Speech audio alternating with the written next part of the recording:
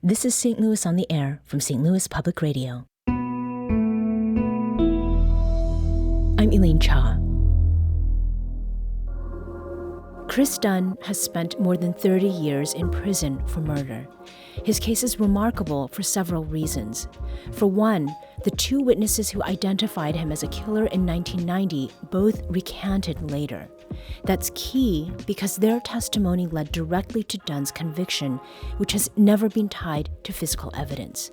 In fact, a Missouri judge said that, given the same case, without those witness IDs, no jury then would convict Dunn.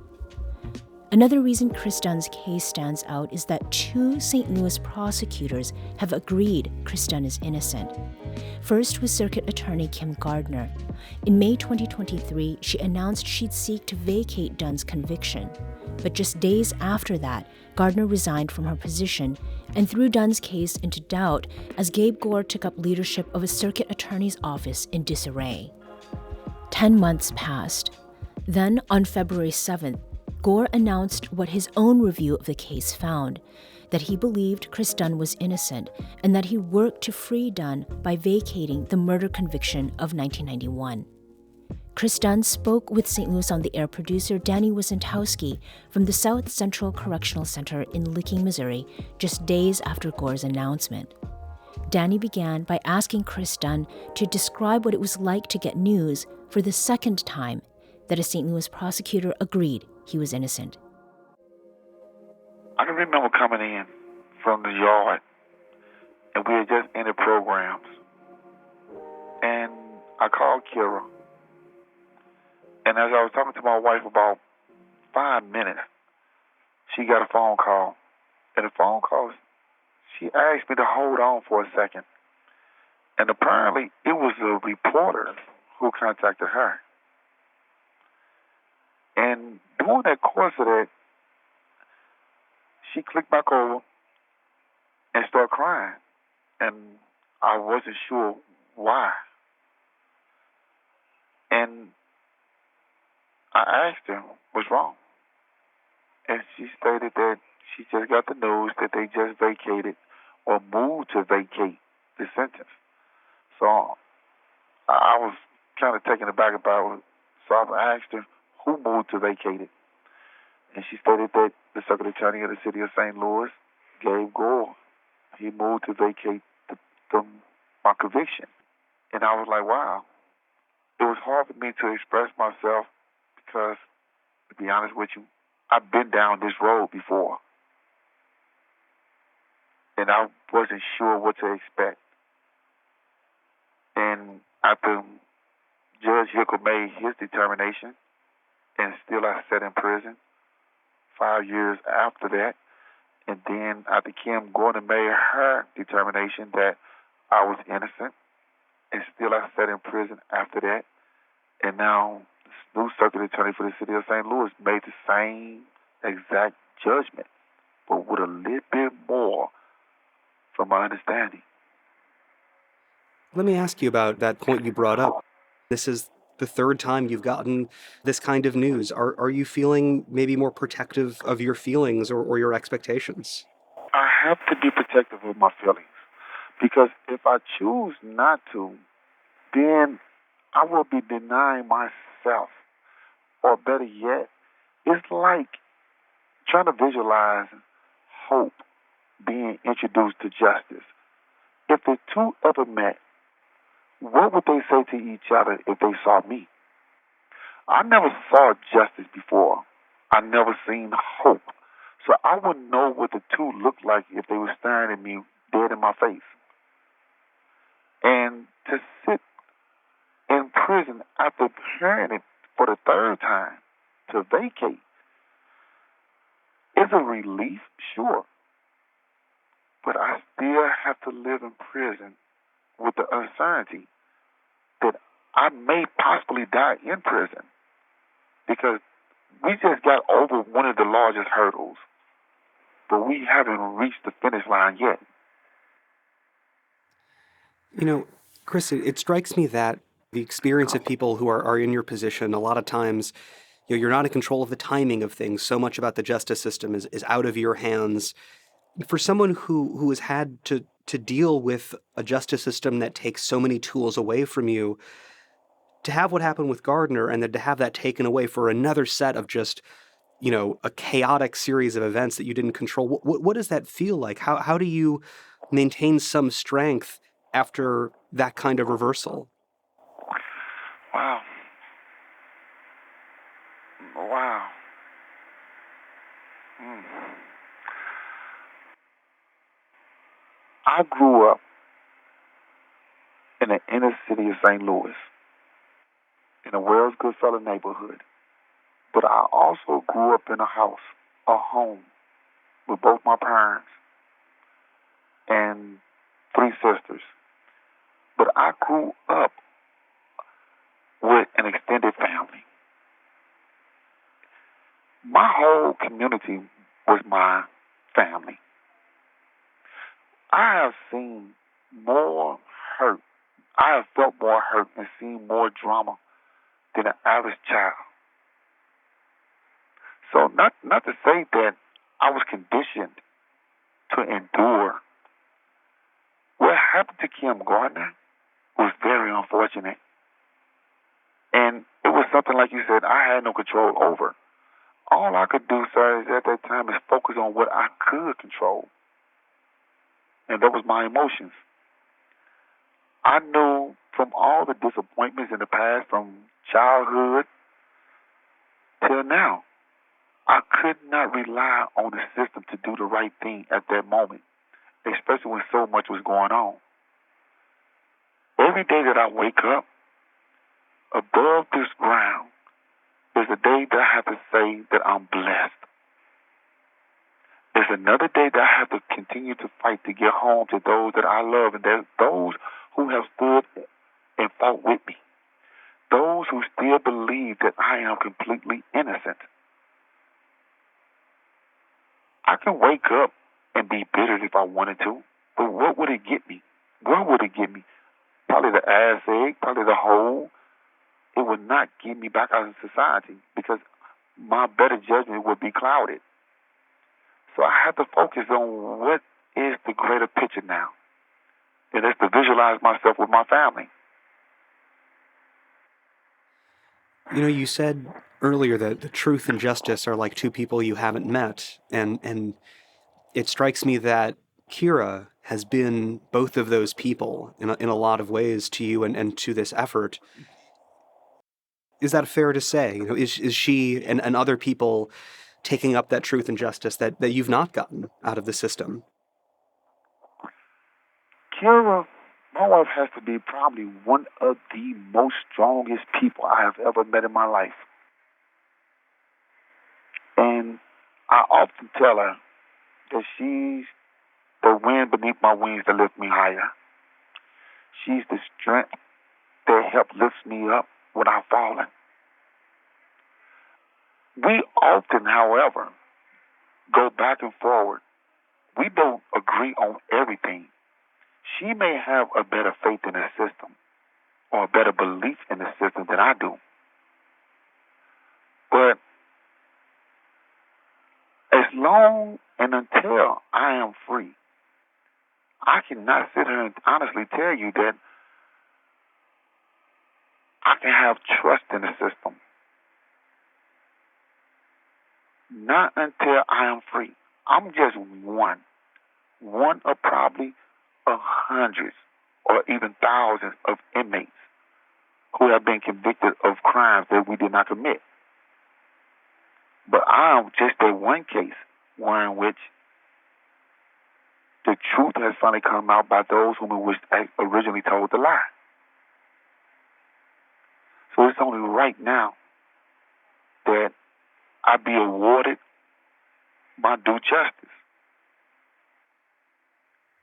I know this might be a sensitive area to ask about the witnesses who had led to your first conviction.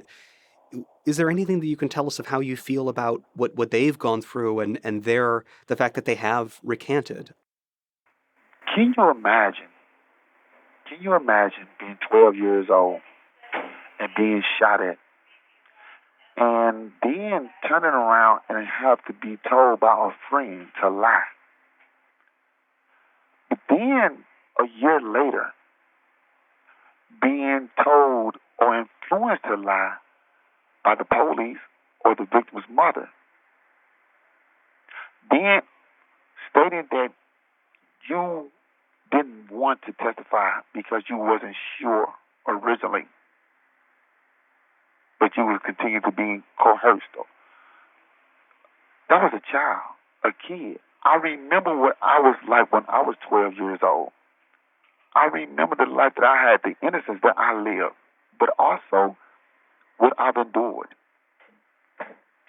I learned to accept the fact that both witnesses, the 12-year-old as well as the 14-year-old who accused me of this crime, I understand that they made a mistake. They were young. We all make mistakes. Sure, it took them 15 years to come back and admit to the first mistake. Then it took an additional 10 years to locate the other witness over 2,000 miles away with the assistance of 3 different attorneys and 4 different investigators.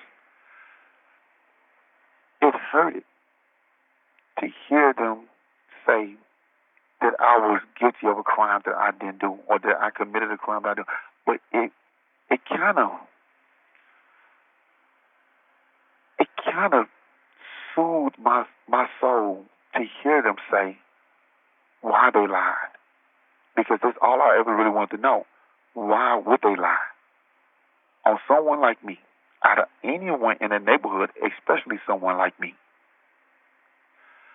And I understand, and I forgive them. I forgive them both, because they was children. They was kids who made a mistake, but a mistake that they chose to right now. And we got to give them that. We can't hold it against them.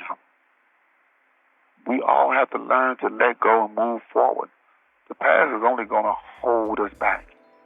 It's good to learn from it, but to hold on to any ill feelings or negativity towards them is only stagnating my own growth or any progress that I wish to make in life. So I forgive them. That was Chris Dunn. He spoke with our producer Danny Wysentowski last month by phone from the South Central Correctional Center in Licking, Missouri. Coming up, we'll continue our discussion of Chris Dunn's case for innocence and how the latest news felt for his closest supporter, his wife. Support comes from Missouri Forest Products Association, committed to sustainable and sound conservation of the state's forests, which support more than 41,000 Missouri jobs, resulting in a $10 billion industry. ChooseWood.com.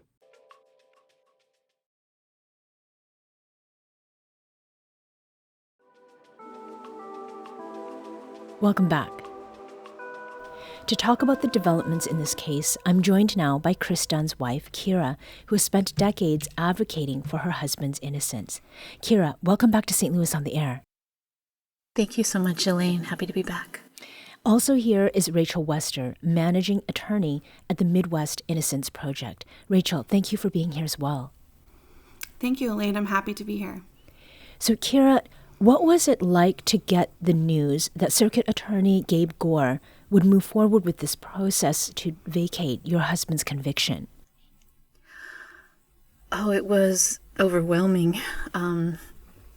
As you know, Elaine, we've had a few ups and downs. We've had a few disappointments along the way. So even that we knew that, and we knew that it might not be a great idea to get too excited. It was impossible not to get really excited. And I was just in tears. I was so thankful, and I was still so thankful. Mm-hmm. Now, was it a bit of deja vu? I mean, you got similar news from former St. Louis Circuit Attorney Kim Gardner in May 2023, only for that hope to be taken away with her resignation just a few days later. I mean, what was different this time, and were you feeling a little bit like you shouldn't maybe feel as excited as you were? Exactly. I was quite hesitant, and so was Chris, about getting too enthused. But it still had me in tears of relief at the time when I first got the news. Mm-hmm. Now, Rachel, on February 7th, St. Louis Circuit Attorney Gabe Gore filed a motion to vacate Chris Dunn's conviction. What was it that stood out to you about the motion? It's a really strong and well-written motion, and I think it effectively lays out what happened in Chris's case. As you mentioned, Elaine, the only evidence against Chris at trial was the testimony of two eyewitnesses who were 12 and 14 years old at the time.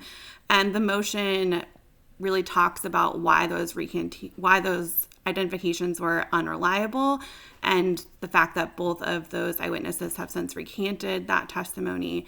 And I think the motion also points out what makes Chris's case different in the current point in time, which is that there's already been a ruling from a prior court where a judge has found that there is evidence that Chris is innocent, and that if a jury looked at all of the evidence today, they would likely not convict Chris. And I think that's a really important thing to highlight, and the motion does that very well. Mm-hmm.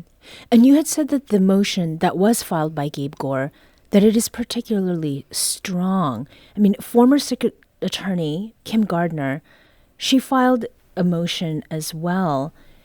Was the inclusion of some details in Gore's motion, different from what was in Gardner's? I think Gardner's motion was strong as well. I do think one additional detail that Gore's motion points out and discusses is about those eyewitness identifications. And in particular, they talk about an eyewitness identification expert who submitted a report in this case, and the expert was able to look at the identifications that the witnesses made and talk in very specific detail about why those identifications wouldn't have been reliable for a couple of reasons. Both things that happened at the crime scene itself. It was very dark. They wouldn't have gotten a good look at the shooter. There was, a weapon pointed at them, shots going off. They wouldn't have been focused on the face of the shooter, and also things that happened after the crime in the process of their conversations with police that might have made those identifications happen and come about in a coercive environment.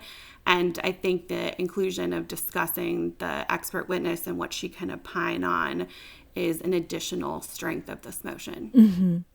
But could it have been the case that that Gore could have used Gardner's motion to vacate?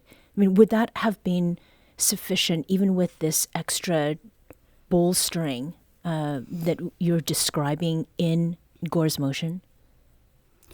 Well, I think we understand that when Mr. Gore came into office, he really wanted to take an independent look at this case and do some independent investigation and make sure that he and the special prosecutors he appointed felt comfortable filing a motion to vacate Chris's conviction. We understand that completely. And we were confident because we knew the strength of Chris's case and, the prior ruling again that talked about Chris's innocence. We were confident that Mr. Gore and his team would come to the same conclusion, and we're really happy that that's the result we've gotten. Mm-hmm. Now, Kira, when we talked with Chris, he had mentioned, how difficult it can be to see truth and justice in our criminal justice system. Are there places in that system where you do see hope, or, where you see truth or justice, in some small way, shape, or form? Absolutely. I see it in the support and advocacy we are receiving from the Midwest Innocence Project, our attorney Justin Bonus, and others who have supported our drive toward, getting innocence recognized in Missouri. Those people and those efforts give us hope. And we were feeling like our hope was faltering a bit in the system overall before this, but Chris did tell me that he's starting to see the light a bit, see that there can be change in Missouri, that there is hope for us to evolve as a state. And that was part of what this new motion gave us is just a sense of hope, not just for our case, but for the future of Missouri and its justice system. Mm-hmm. Now, the way that you and Chris came together is one I think that's worth noting here. And you met in 1999 when you were writing about Chris's case for a criminal justice reform website, and then this became a very personal story for you. Kira, what was it that connected you and Chris at the time, and how is it showing up now? Oh, well, it was a slow process of becoming deeper to the depth that it is now. But what connected us originally was my review of the documentation and what that revealed to me, and the follow-up questions I had, and the fact that he was so frank and, had nothing to hide. He will tell you that again and again. He has nothing to hide. Mm-hmm. And he followed up with documentation of each thing he mentioned, and was just ready to share and really open the books on anything and answer any question I might have. And his candidness and the fact that there was no inconsistencies in anything I saw, mm-hmm. and then speaking with family members, etc., it all lined up to the same story. And I have to say, as our relationship has deepened over the years, I've only seen more of the same. Chris is 100% open and honest, and he'll tell you the good, bad, and ugly. Mm-hmm. Rachel, Kira mentioned that Chris's case is not just about Chris. If you can help to put this case in context, there are similar efforts underway now to vacate the conviction of Marcellus Williams in St. Louis County, and this is the same process that freed Lamar Johnson in St. Louis last year. Could Chris Dunn be on the same path? We really hope so. We hope that Chris is on that same path. I think Chris's case in particular really highlights exactly what you're talking about, Elaine, with sort of the flaws in Missouri system. And that goes back to that 2020 decision where Texas County Circuit Judge William Hickel found that Chris is innocent, but he was unable to overturn Chris's conviction and free him at that time, because in Missouri, innocence alone is not enough to overturn a conviction if the person has not been sentenced to death. Missouri is the only state in the nation that limits innocence claims in that way by a person's sentence. And so until the legislature changes the law, prosecutors are the answer. Prosecutors can file petitions to a court to try to free an innocent person, like this has happened in, as you mentioned, Lamar Johnson's case, Kevin Strickland's case. They were both ultimately freed and released, and there's a pending petition filed in the Marcellus Williams case and here in Chris Dunn's case. And until the legislature does something about the way in which Missouri law looks at freestanding innocence claims, I think we will potentially see more of these types of cases, or that's what we hope. Mm-hmm. So, Rachel, what is the next step here with Chris Dunn's case? The next step for Chris's case is hopefully an evidentiary hearing. That's what happened in both the cases of Kevin Strickland and Lamar Johnson, who were both freed after prosecutors filed motions to vacate. The statute 547.031 that lays out how these motions to vacate work calls for a hearing and actually says the court shall order a hearing after such a motion is filed.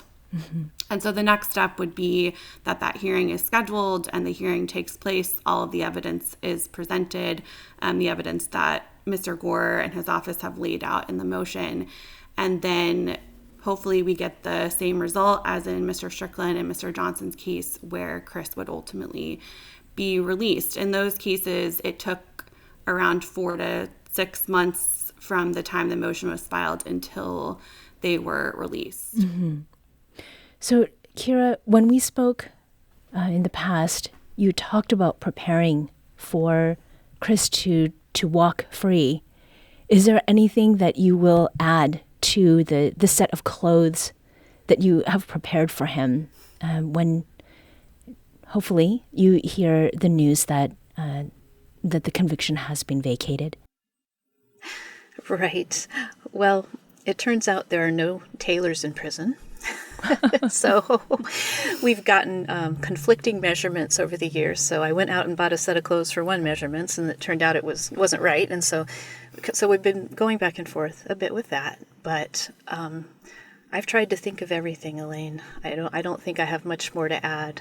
He keeps telling me to stop. That's enough. That's enough. Mm-hmm. But yes, and I think Rachel and I need to collaborate on that as well. How it'll all work with clothing and such in court. But yes, we're very much ready, and I would say our hope is at an all-time high right now. Mm-hmm. Kira Dunn is married to Chris Dunn. She spent years advocating for her husband's innocence and freedom. And Rachel Weston is the managing attorney for the Midwest Innocence Project. Rachel and Kira, thank you so much for joining us today, and best of luck. Thank you, Elaine. Thank you.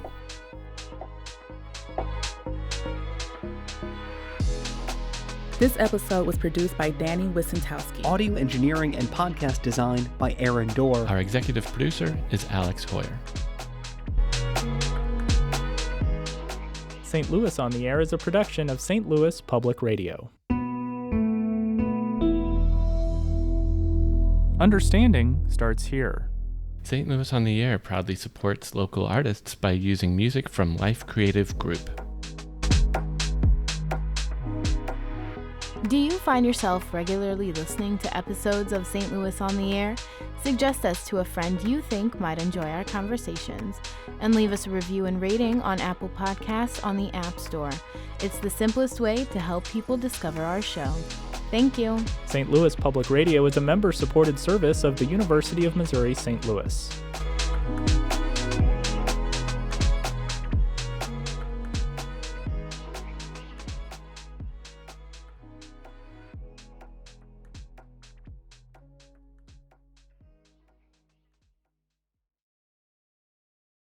Support comes from the Missouri Forest Products Association. Missouri produces wood pallets, railroad ties, white oak barrels, hardwood floors, and more.